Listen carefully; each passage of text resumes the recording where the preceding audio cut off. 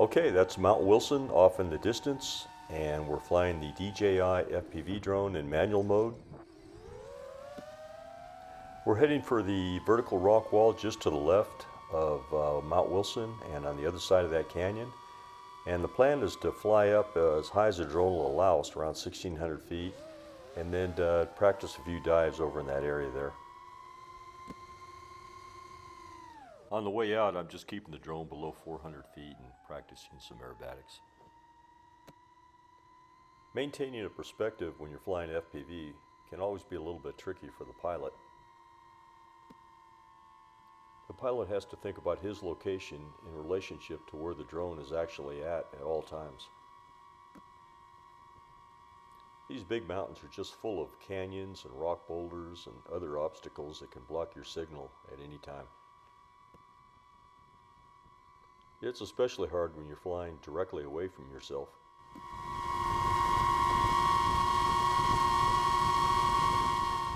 You have to kind of keep a mental template in your mind at all times so that you don't fly behind something and block the signal from the drone and disconnect.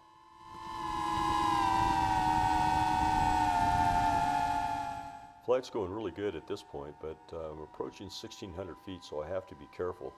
If I exceed 1,600 feet, the drone will just stop and go into sport mode. The dive is started by killing the throttle and giving it right rudder. And then the right stick and the throttle are used to control the rate of descent. And right here, bam, we lose signal, the drone stops, it disconnects, and it goes into an immediate hover.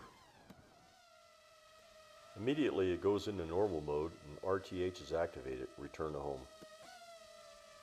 The rock shelf in the center of the screen is what blocked the signal.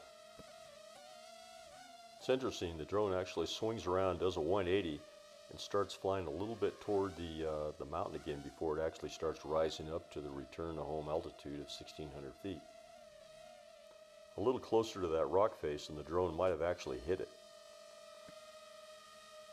At the moment of disconnect, the goggles went black. There's no way to know for sure that RTH was actually activated. The drone reconnects here and I cancel the RTH. It's always a great feeling, you know you're back in control and you haven't lost the drone. And again, this rock face right in the middle of the screen is what blocked the signal. It's easy to see in the perspective going back that I just flew too far into the canyon and blocked the signal.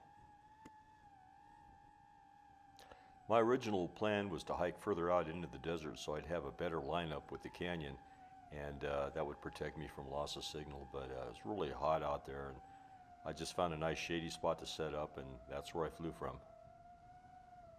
If I had just hiked another half mile or so, I'm sure I would have been just fine.